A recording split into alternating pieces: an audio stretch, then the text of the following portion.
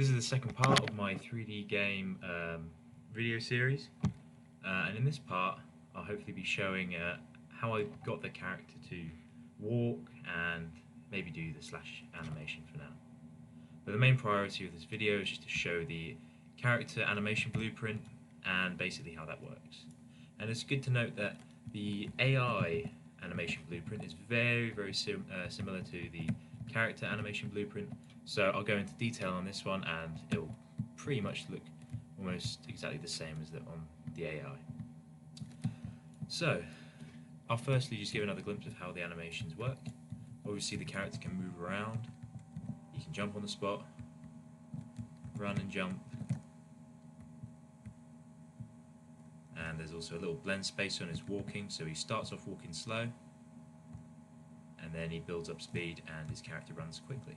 And he can also do a slash attack, but we'll get to that later on in the video.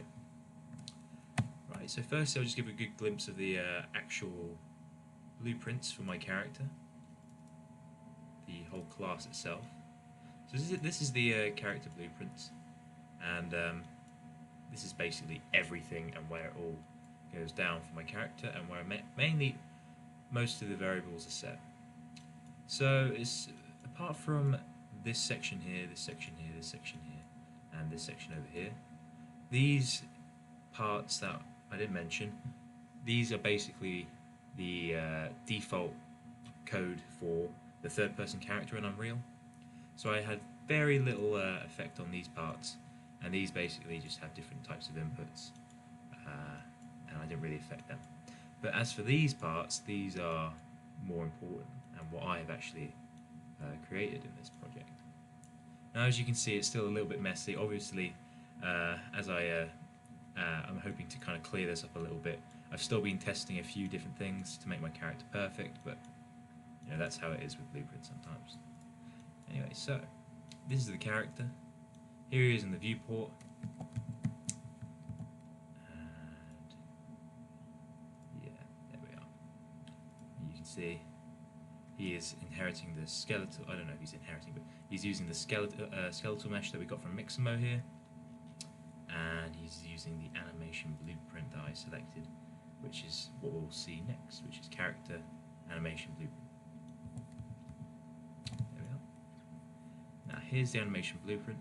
It's important to note there's been a strange glitch I've been experiencing where the blueprint keeps duplicating itself. I'm not sure if that's just a error with me porting it over different hard drives and that, but I'm not sure, and it just keeps carrying for some reason. But regardless, this is the blueprint I want. Here's actually good just to show. This is my character's whole folder. So we have three main folders that I've made: enemies, weapons, and character. And inside the character one, we've got the original imported version of the character. I just wanted to have this all separate for a start, and this is where I got the physics asset, one of the first animations, skeletal mesh, and the actual skeleton.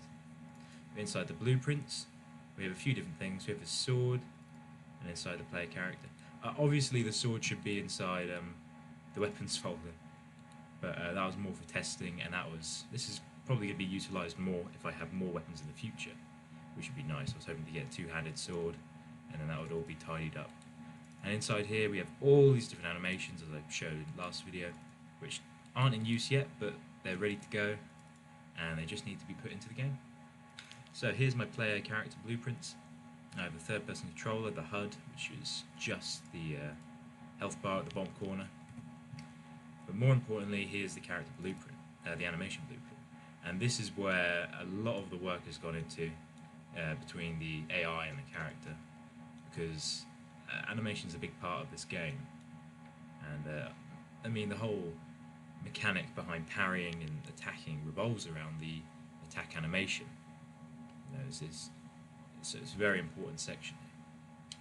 So we have a few different things. We have the state machine. Now a state machine is kind of how it says in the name. It's basically just a way of changing the actual current state of an animation, or what the character is currently doing. So here's a state I've selected, which is death, and shows in the top corner here, he's dying. And then I don't know if I can get it to run for these other ones. Regardless, as we start and come into the state machine, we start at idle, which is, we're standing still, we're not doing anything. And when I'm not doing anything to my character, I'm not attacking, I'm not walking, I want him to always come back to idle, unless he's dead, and then I don't want him to come back from death. Anyway, so I'll start with walking and running. Now, between the different states, by the way, these are all states. And between those states, we have these little kind of blend, or these transitions. Now, to go to walking, what do I want to happen? Well, I want speed, the float, to be greater than 1. Now, what's speed? Well, speed is defined here in my event graph. And in here I have a sequence just so I can have a few different things happening all the time. And it's literally just all of this and dancing. So it's not necessary, really, it's not integral, but regardless. As I begin, as the event for updating the animations begins, I immediately set a variable called speed, and it is basically, it gets the pawn owner, gets the velocity, gets actor rotation, gets the vector length, and with a bit of maths magic, puts it all together to calculate direction and also speed.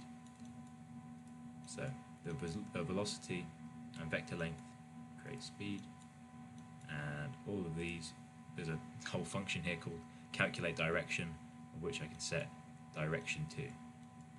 I'm not a mathematician, but this is this is basically how we calculate speed and direction. And we can disregard this part here because this is not kind of constrained by any loop. This is always going to be set immediately all the time, and that's why this part is also going to be set immediately all the time. And what I'm trying to say is there's not really a condition that needs to be met. There's not really a condition that changes that needs to be met in order to set these values. This is basically just the update animation, so it's always happening. And all of this is always, this whole area is always happening. And that'll make more sense in other parts, like when we get to branches and different loops. But it's just important to note that this is always getting set, this direction is always getting calculated, because it always needs to change. Your character isn't staying still all the time. Anyway, so I'll move on to this in a second. Now that we have our speed and our direction, we can basically say that if speed is greater than 1, so basically it's increased, I am now going to walk. Now, direction is only used here, and direction was needed for the blend space, but I'll get to the blend space also in a second.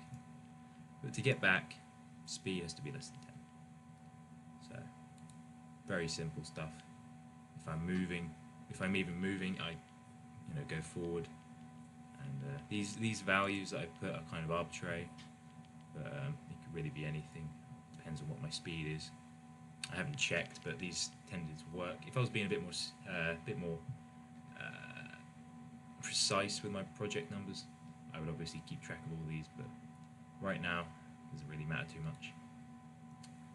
So let's check out the blend space.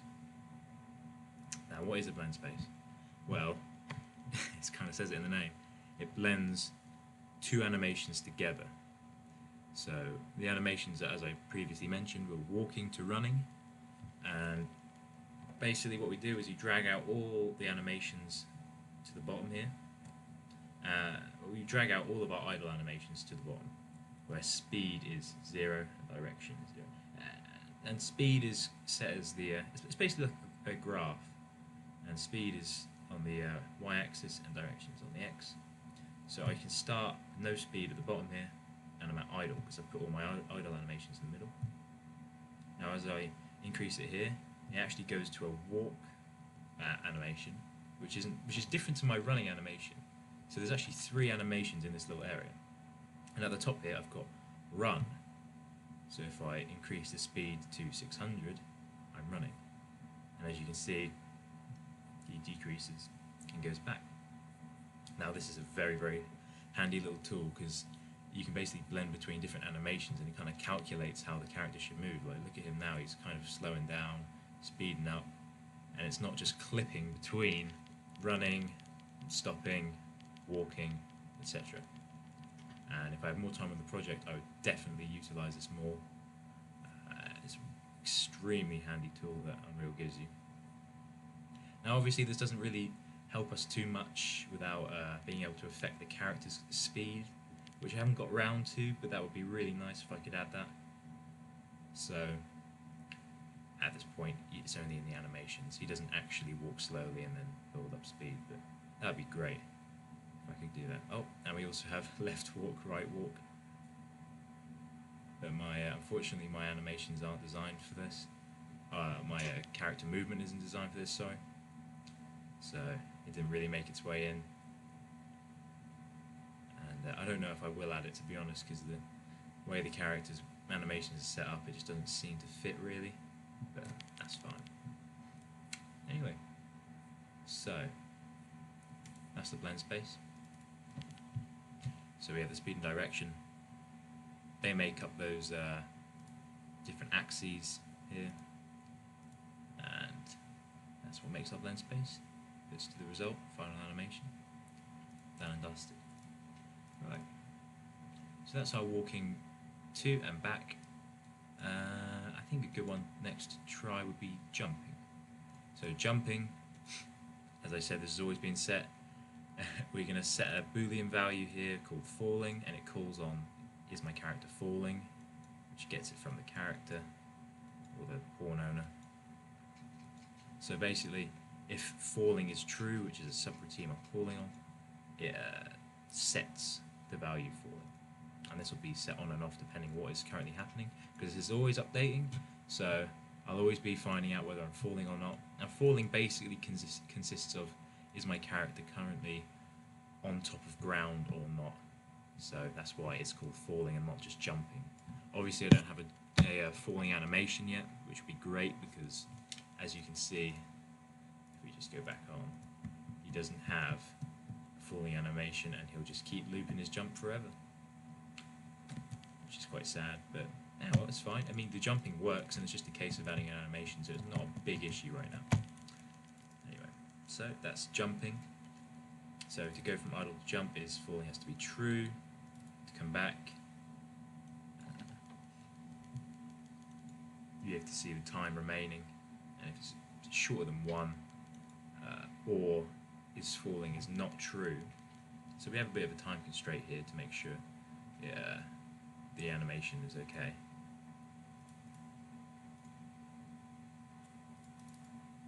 And the same is over here for running and jumping. Obviously I can't get to idle jump to running jump, I have to be walking first. But yeah, these are the conditions for my animation. Might be some issues in there just for the looping of the animation, but this is where I'd be fixing it next. Obviously not everything's completely polished in this game, just to reiterate, but that's how it is in games design. And this is just a tech demo, and regardless, the fundamentals are all working pretty well. So that is how I get from running to jumping, idle to jumping. It's very simple. I'm kind of over explaining it a bit, but this is just how the state machine works. It's just Boolean values. Is the Boolean true or not true? And also these other variables. Unreal gives you a nice visual representation of this, which is very nice if you're not used to programming like myself. It's quite nice to have these kind of visual representations. While I'm here, I might as well just show you dancing. So there's another thing, casting to the character, getting a dancing variable, and the dancing variable is set over here, and it's literally very, very simple. If B is being held, it sets dancing true, disables the character movement. If B is released, it sets the movement to walking again, which basically allows me to walk again. Very, very kind of rough, but this is more of a test of interrupts. And if that's true, well, we call upon that class over here and make a little instance of dancing, which is dancing. And if that's true, we go into the state machine. There's a lot of different avenues for this. And if dancing is true over here, it's alright. And if it's not true, turn it off. Very simple stuff over there. Right, I think in this video I will cover the attack animations. Attack animations and actually fighting the enemies are very different things. So I'll start with attack animations. Now that's comprised of a few different things. Right, firstly, we need to get the character to spawn the sword in his hand. So we go to our event begin play, which is an event that starts as soon as the whole game world even starts. And we spawn the actor's sword, and we attach it to our hand, and our character's mesh, and that was all sorted out previously, just aligning it. And we get the correct socket, which is a socket that I made, and can't quite recall where I got this from before, but it's basically a little socket that's been attached to my character's hand, and it's been perfectly aligned. Also over here we just create the widget for the HUD, just another little thing. So yeah, essence of this code: spawn the sword, attach it to the hand, get the socket, which is basically a little place where you can plug it into. It's a socket, and make sure that's all right. And the socket is named weapon hold because it's my character holding the weapon. I'm not attaching it to a bone or anything. I'm attaching it to the socket, which is on the bone. Right. So, what is attacking? Well, my attacking is clicking the left mouse button once, and if I click the left mouse button, it needs a condition, and if the condition is slash sword true? Well, slash sword is nothing to start with. Here's the variable, and its default value is not true, so this will start correctly, and it immediately sets this to true, so we can't go back here if I'm clicking the left mouse button. And then there's a delay, and then it's set to not true again. So this is basically so that I can't spam the slash sword and have my character kind of one-shotting things over and over and over again. It could be a bit more refined with the delay. Maybe I can make it a little bit longer, because sometimes the animation does loop a little bit, but that's all down to the tweaking. So yeah, click the button, sets the variable to yes, delay, off. Very simple. Then we come into our animation blueprint, and we have a state over here, which is attack, and you can come from idle or walking. So let's go from idle to begin with. Slash sword has to be true. From walking, slash sword has to be true. And back from to idle, slash sword has to be not true. Back to walking, slash sword has to be true. Not true. So what is slash sword? Well, slash sword is immediately after we've defined our speed and our falling. We want to cast to the character again, and we want to get slash sword. So if we remember, slash sword is over here. It's basically being set every time we click. Now we're making a local instance of it over here, and it's set to slash sword again. I'll probably rename that so it's a bit more easier to see in this one. You always want to kind of differentiate your local variables from your global. That's not a big issue. And also I'm getting the health, which is another little thing. Basically getting my character's health, but that's for something else. So yeah, this is an extremely simple bit of code. If I do the click, it sends it over here, sets it over here. It's true. Go to that animation. Inside the animation, we have a little bit more interesting stuff. So, what does all this mean?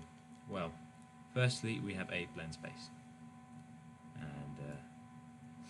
I think in the next video I'll probably go into this a bit more, because it is a bit more detailed, but in the next video I'll also go into damaging the AI as well, and all of that jazz, because that's quite a detailed little thing. So mainly just a little overview now.